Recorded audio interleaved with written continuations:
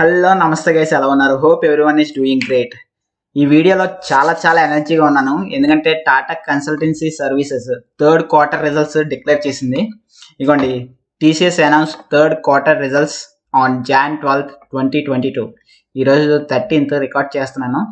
So results అంతా చూశాను, చాలా బాగున్నాయి. బేసికల్గా టీసీఎస్ కోసం ఏమీ చెప్పక్కర్లేదు. టీసీఎస్ ఎంత పెద్దదంటే పాకిస్తాన్ స్టాక్ మార్కెట్ లో ఉన్న అన్ని స్టాక్స్ కలిపితే ఎంత రెవెన్యూ ఉంటుందో దానికన్నా ఎక్కువ రెవెన్యూ ఉంటుంది టీసీఎస్ లో. అండ్ టీసీఎస్ రెవెన్యూ అనేది ఒక 68 కంట్రీస్ జీడిపి కన్నా ఎక్కువ ఉంది.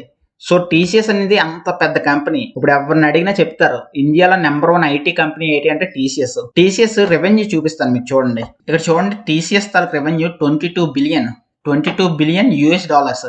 సో 22 బిలియన్ అంటే ఎంత అంటే, ఇక నేను ఆల్రెడీ ఓపెన్ చేసిన ఇక్కడ అవతారు తాలూకు కలెక్షన్ 2 బిలియన్. సో 22 బిలియన్ అంటే అవతార్ కన్నా 10 times పెద్దది టీసీఎస్ కంపెనీ అనేది. మామూలుగా ఇన్ జనరల్గా చెప్తున్నాను.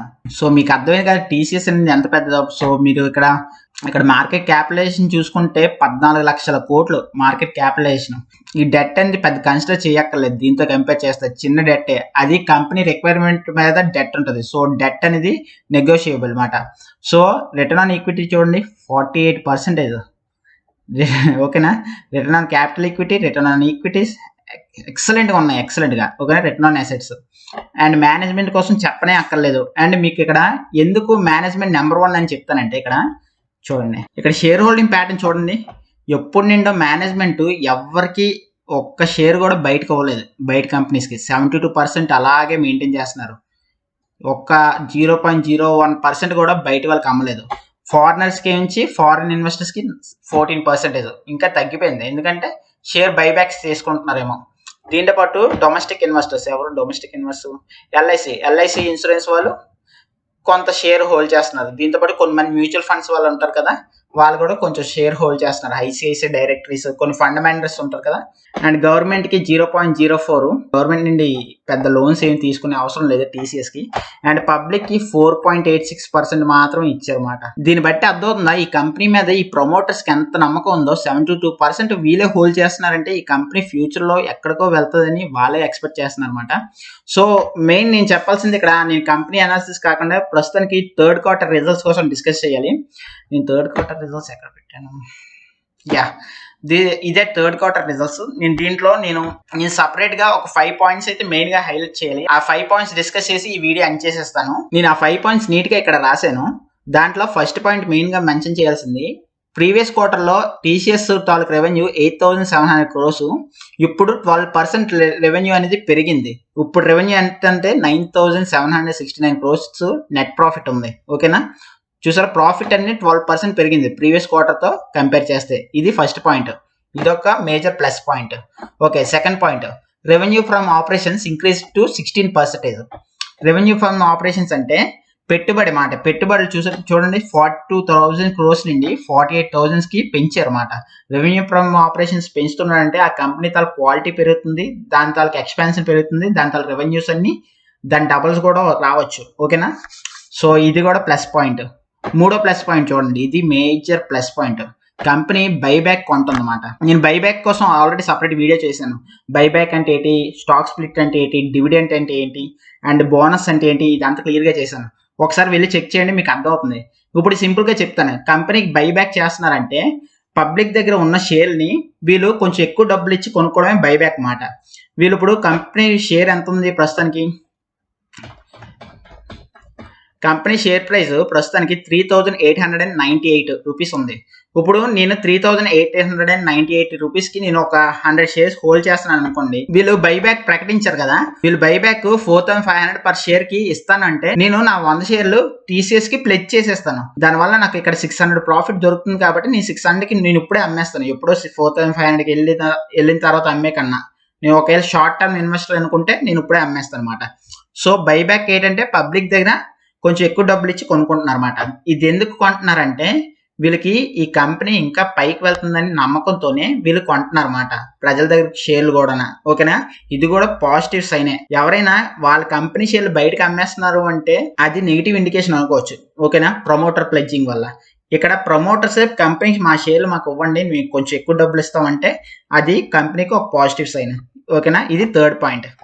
ఇప్పుడు fourth point, TCS announced a third interim dividend of 7 rupees per share. TCS ఎప్పుడు డివిడెండ్స్ అనేవి జనవరిలోనే ప్రకటిస్తుంది అన్నమాట మాక్సిమం. ఇప్పుడు కూడా డివిడెంట్ ప్రకటించింది 7 రూపీస్ పర్ షేర్. ఓకే, ఎవరి దగ్గర అయితే షేర్ ఉందో వాళ్ళకి 7 రూపాయలు అయితే మీ బ్యాంక్ అకౌంట్ లోకి వచ్చేస్తాయి అన్నమాట.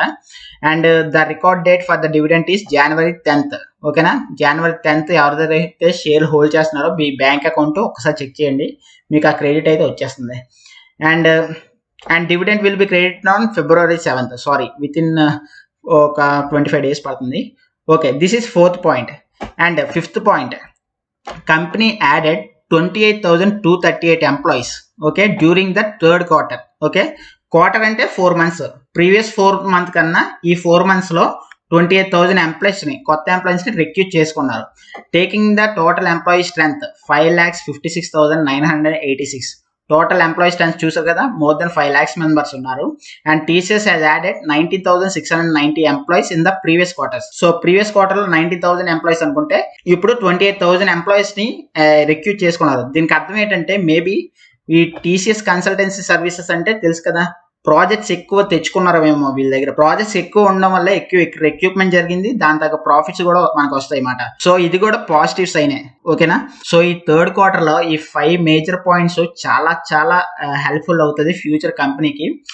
మీరు ఎవరైనా కొత్తగా స్టాక్ మార్కెట్కి వచ్చిన వాళ్ళు ఎవరినైనా అడగండి, నాకు ఏది స్టాక్ మార్కెట్లో ఏమీ తెలీదు, నేను దేంట్లో ఇన్వెస్ట్ చేయాలంటే ఫస్ట్ వచ్చే కంపెనీ పేరు టీసీఎస్. టీసీఎస్ కళ్ళు మూసుకొని డబ్బులు వేసేయచ్చు, అంత నమ్మకం పెట్టుకోవచ్చు టీసీఎస్ మీద. చెప్తున్నాం కదా, దీనికి మంచి రెప్యుటేషన్ ఉంది, వాల్యూ స్టాక్. ఓకేనా, షార్ట్ టర్మ్ లో రిటర్న్స్ ఆశపడకుండా లాంగ్ టర్మ్ కోసం ఉంచుకుంటే మల్టీ బ్యాగర్ రిటర్న్ ఇచ్చే ఛాన్సెస్ కూడా ఉన్నాయి. లాంగ్ టర్మ్ అంటే మినిమం 5 years 10 years లాగా. ఓకేనా, నేను ఊహించలేదు అప్పుడు కరోనా అప్పుడు, మీకు చూపిస్తాను ఆ share price. Corona pandemic 27th March ఆ టైంలో లాక్డౌన్ అయింది కదా, ఆ టైంలో చూడండి షేర్ ప్రైస్ 1766 ఉంది. ఇప్పుడు షేర్ ప్రైస్ చూడండి 3,900 దగ్గర. ఓకేనా, 2,000 పెరిగింది. సో మళ్ళీ వీళ్ళు బైబ్యాక్ కూడా చేస్తున్నారు 4,500 పెట్టి. ఇంకా దీనికి బైబ్యాక్ చేస్తున్నారంటే ఈ షేర్ దాటి వెళ్ళొచ్చేమో. ఓకేనా, మీరు ఇక్కడ ప్లెజ్ చేసిన 4,500 అమౌంట్ కి అమ్మకుండా మీ దగ్గర హోల్డ్ చేసుకుంటే మేబీ ఆ షేర్ అనేది ఇంకా పైకి వెళ్ళొచ్చు. ఓకేనా, ఎందుకంటే వీళ్ళు ఇంతకే కొంటున్నారంటే ఈ షేర్ ఇంకా పైకి వెళ్తుందని నమ్మకం ఈ ప్రమోటర్స్ గా ఉంది. సో ఇంకా మీ ఇష్టం. నేను చెప్పాల్సింది చెప్పాను. టీసీఎస్ లో హోల్డ్ చేయడం చాలా చాలా మంచిది. నేను కూడా టైం దొరికినప్పుడల్లా 2 stocks 3 stocks అలాగే ఎస్ఐపి చేసుకుంటూ వెళ్తున్నాను. సో ఒకవేళ మీరు కూడా ఇన్వెస్ట్ చేద్దాం అనుకుంటే డీమ్యాట్ అకౌంట్ ఒకటి ఓపెన్ చేసుకోండి, డిస్క్రిప్షన్ లో ఉంది. అండ్ ఇంతే గైస్, ఈ క్వార్టర్స్ కి ఇదే 5 మేజర్ పాయింట్స్.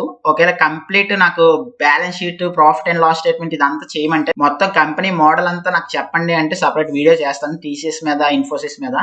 అంటే పియర్ కంపారిజన్ ఉంటుంది కదా, చూడండి పియర్ కంపారిజన్, టీసీఎస్ కాంపిటీషన్స్ మాట, ఇన్ఫోసిస్, హెచ్సిఎల్, విప్రో ఇలాంటివి, ఇవన్నీ కాంపిటీషన్స్ మాట, టెక్ మహీంద్రా. ఓకేనా, ఈ కంపారిజన్స్ చేసుకొని ఎలా చూడాలి ఇవన్నీ చెప్పమంటే చెప్తాను. అండ్ ఫర్దర్ గా నేను ఐటీసీ, ఐఆర్సిటీసీ దీని మీద కంపెనీ అనాలిసిస్ చేయాలో లేదో కింద కామెంట్స్ లో చెప్పండి గైస్. అండ్ ఈ వీడియో నచ్చితే ఒక్క లైక్ ఇవ్వండి. And do not forget to subscribe my channel and hit the bell icon so you never miss a notification from me. And మీరు డిస్క్రిప్షన్ లో నా బేసిక్స్ ఆఫ్ స్టాక్ మార్కెట్ మీద complete playlist ఉంటుంది, ఒకసారి వెళ్ళి చెక్ చేయండి. And this is Mohan, జై హింద్.